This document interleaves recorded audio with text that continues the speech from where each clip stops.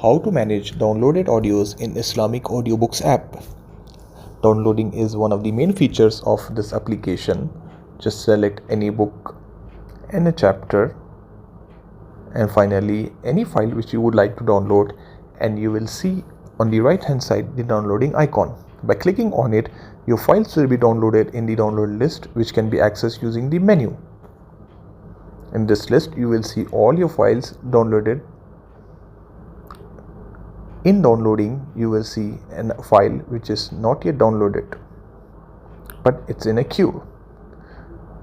You can sort your audio files by clicking on the book and see which files are downloaded under which book. Here we will see an example of Mishkat, another example of Sahih Askar. To clear the list, just click on the red icon clear filter. It will give you the original list of your downloads. In order to delete any file, just left swipe and click on the red icon. If you would like to download the complete chapter or book, just click on download all, which will prompt you to go to our website islamicaudiobooks.info